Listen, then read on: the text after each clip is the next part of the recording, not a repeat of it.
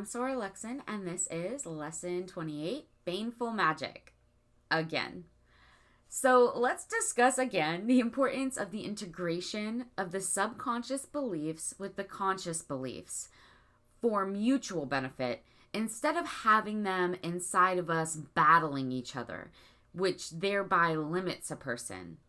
Because 4 of my most recent messages from people who follow this little YouTube podcast have been questions pertaining to the abilities of magic. And one message in particular is an ask on whether or not Baneful Magicks work. So as they're listening to my YouTube podcast, which has gone over this, they're also still toying with the idea of using Baneful Magicks against someone else if there's something that authentically works. So I'm going to re-summarize this concept again, as it really is one of the most important things magic brings into our lives. This concept of not having these internal battles between our conscious and subconscious mind. There are far more important things in magic, right? And this is one of them, than making a candle flame grow bigger from across a room. Although there's no reason you can't do that as well if you choose to do that sort of thing. Although I really don't see why someone would want to spend the majority of their time doing that sort of thing. I mean, who we are as occultic light bearers and how that grows or limits our individual powers, these things matter a great deal.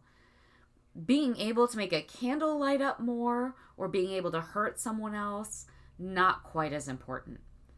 Anyway, core beliefs matter, especially if there is a conflict of interest between the subconscious and conscious mind. If you want love, say, and are doing magic to be more loving and to receive more bountiful love from others, right? I'm not talking about using a romantic love spell against someone. I'm talking about the resource of love and harmony from the environments and relationships around you. So let's say that you want that and you're doing magic for that. But your subconscious still believes that you're unworthy of love. Well, then all that magic is going to be limited, and the subconscious will actively interfere with the accomplishment of that goal. This is how magic works. If the subconscious has been conditioned and programmed to work against a person's active will, then that subconscious will either need to be deprogrammed, which is possible but can be very difficult and complicated, or the conditioning of the subconscious mind will need to be acknowledged and then actively used to an advantageous outcome rather than being battled against. This is a big part of what magic does, what magic is doing. It gives you access to and then control of this very important process so that your beliefs can propel you forward rather than dragging you down. Magic gives you authority over those decisions and applications directly for yourself, so that you can be in authority of this fundamental and overwhelmingly importantly powerful system.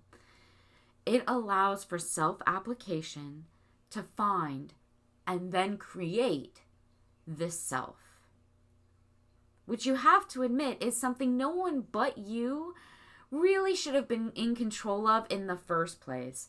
But that just isn't how stuff works, right? We aren't born being able to holistically refute the conditioning and influx of influences we are bombarded with, right? In a very real way, we're made by others, and we don't get a lot of choice over those decisions. If we were able to not allow that conditioning from the time that we're born, right? We'd never learn how to do things like ascertain corresponding emotional states, or how to mimic facial expressions, or even learn language, right? A lot of conditioning is pivotal to us then becoming functioning adults. We have to learn. We have to be a sponge. It's how the organism that we are works, and works best. But unfortunately, that sponge does absorb a lot of useless junk and some downright hurtful junk along the way. Junk that limits us, junk that stops us from being who we actually are, junk that can stop us from even beginning to approach and find out who we are so that we can then decide if that's who we want to be. Happily, there does come a time when we become fully conscious of the implications of all of this, right? Of this function in our lives. And then once we are mindful of it, we can, with intention, discipline, and a great determination of will, craft that into what is most useful to us, instead of just allowing it to be us mindlessly. Finding your own hindering internal beliefs, and then either removing them and willfully choosing how to rebuild them to be reflective of who you really want to be or of who you really are. Or finding these internal beliefs and then adapting them on purpose, because some you can't get rid of, but you can adapt them to be useful so that you can get them to work for you instead of working against you.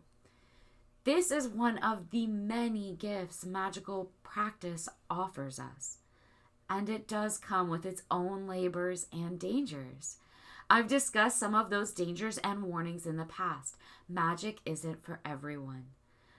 But things worth doing are rarely, if ever, easy, right? There's a Masonic quote, right? Nobody said it'd be easy. They said it'd be worth it. And yes, many people aren't meant to have this knowledge, right? It isn't easy and it can be dangerous. It is worth it. But a lot of people aren't meant to have it.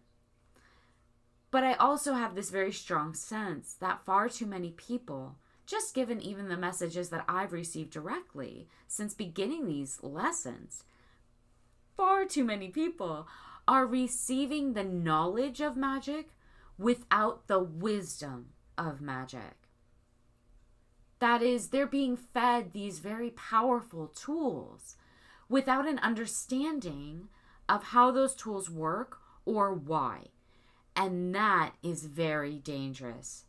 Just following along a spell, say, that someone gives you or gives the public on YouTube or whatever, just going along with that, that's not brilliant. And the person who's offering it in that format without any filter, that's not brilliant either.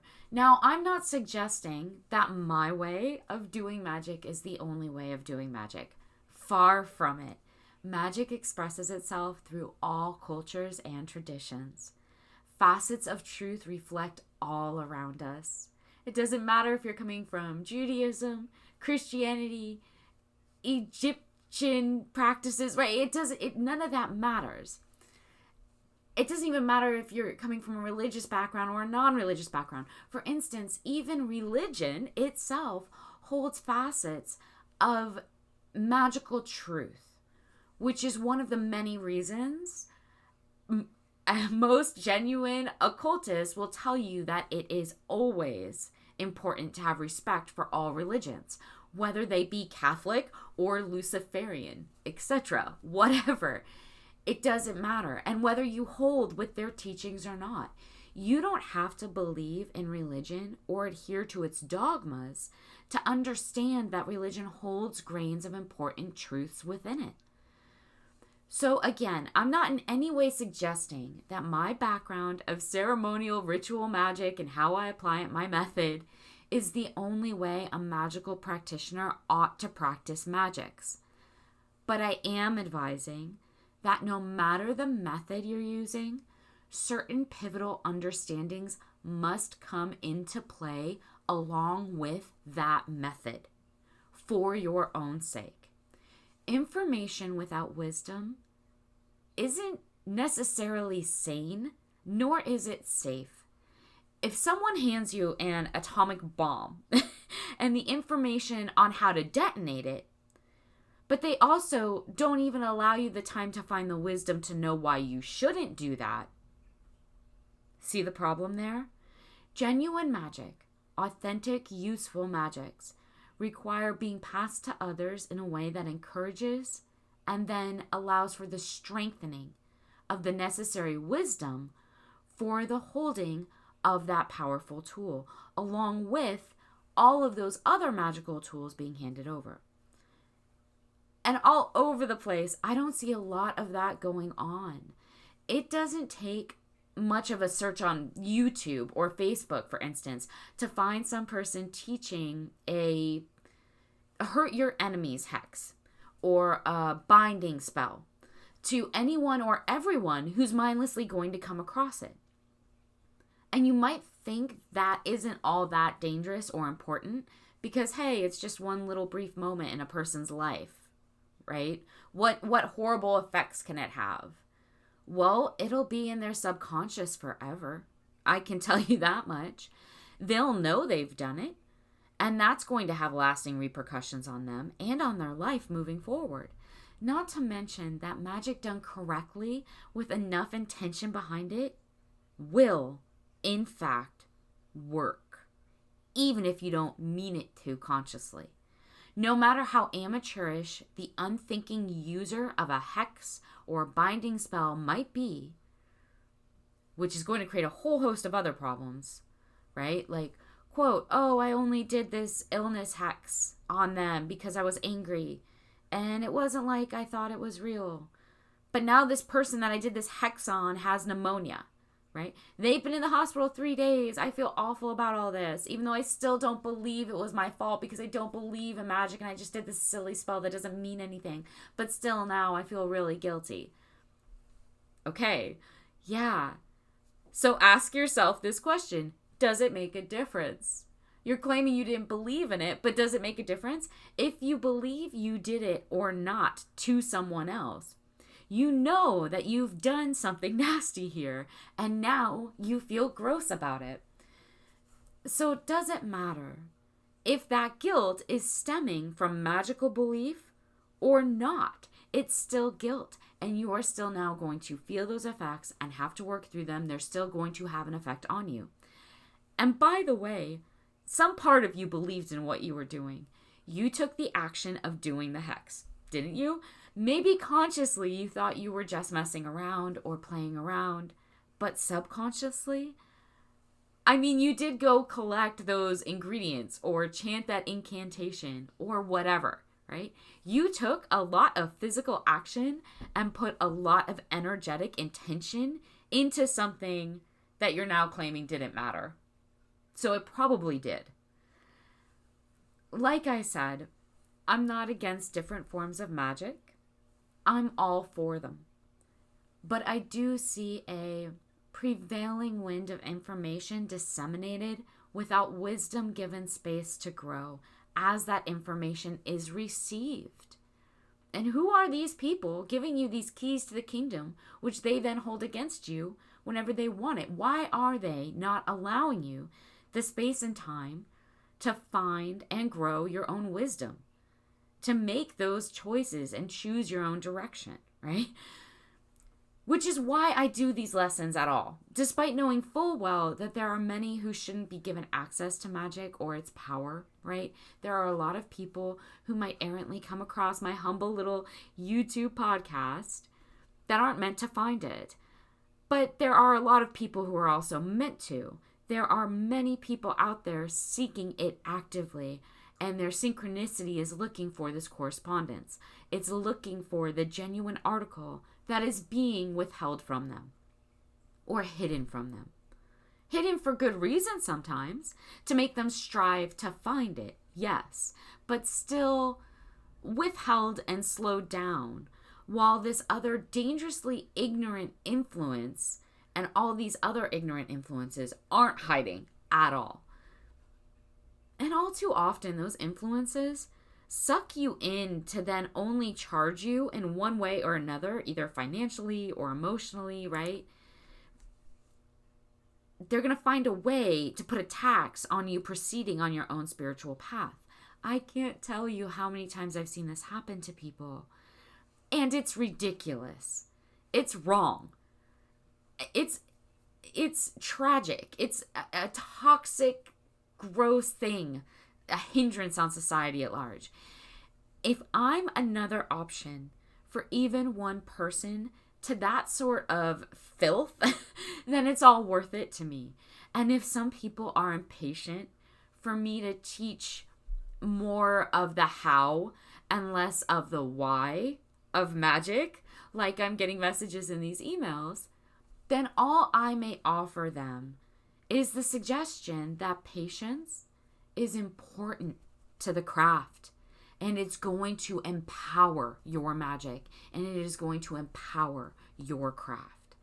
So practicing the technique of it will only ever serve you in the best ways possible. Now, I'm not saying that it's always a good idea to go slow on every goal you have, but in this instance of asking or demanding more method or technique without allowing yourself the time and space to hold wisdom around it isn't a good idea. Patience is a far loftier and more powerful skill to have in your magical tool belt than, say, some money spell, right? It's more important than that will ever be. But as always, the choice is yours. And I will eventually get around to demonstrating some more resource spell workings, for instance, for people. Once I feel like I've done my due diligence in creating a precedent framework for those spells to be used mindfully, respectably, and in a way that is going to leave the least room for harm to the practitioner using them. I think I already have gone over a fairly powerful bit of resource sigil work once, and you can return to an earlier lesson and go over how to do that. Now, just let me also point out really quick that yes, good and evil are human concepts created by human constraints of judgment, because I know this is going to come up. I know that someone is going to approach this specific lesson with, oh, she's sounding morally superior or something like that, right? That's not my intention here. All things are an expression of polarity. Good and evil don't really exist. Yes. So before anyone emails me with the, oh, there's no such thing as good or evil, I've already said it. Just take a breath. Wait a beat. Yes, I hear you. But there is such a thing as ebb and flow, as direction and return, as choice and response.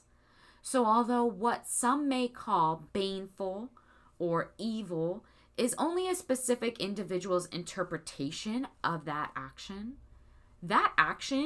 is going to close its circle. There might not be good or evil, but there is casting and recoil. The bane in Baneful Magicks isn't only applied to who you send it at. First and foremost, and then last and fully, it's going to return to you, the master of its created intentional form. So if you're out there doing hexes on people, know that that circuit is going to find its conclusion. You need to know that. It's going to come back to you. I'm not judging good or evil here, and I'm not judging you doing or not doing that magic. I'm just pointing out how you probably aren't going to want to do things which are going to end bad for you. If you do, such is your choice. That's all. Just a word to the wise. Now that I've gotten the messages out of the way and reapproached this subject, hopefully in a way that people can understand, maybe better than I've explained it before. What else do I have? I have questions about incense. So let me say that there will be more incense back into the online shop soon. I know, okay, there's a few people here asking about that. I know some of the favorites have been selling out more than can possibly be convenient to those consistent users who purchase specific collections to use in their rituals. And yes, I do know who you are. I do see you. Some of you have been with me for over a year at this point, right? And you're refilling your incense stock for your temple, for your ritual practices. And some of it sold out when you go to buy it. I apologize for that. I promise to start making more of everything when it comes to the incense specifically in order to keep up with this demand. I'm sorry. I'm working on making the necessary adjustments so that everyone can get what they need. Bear with me. Until next time.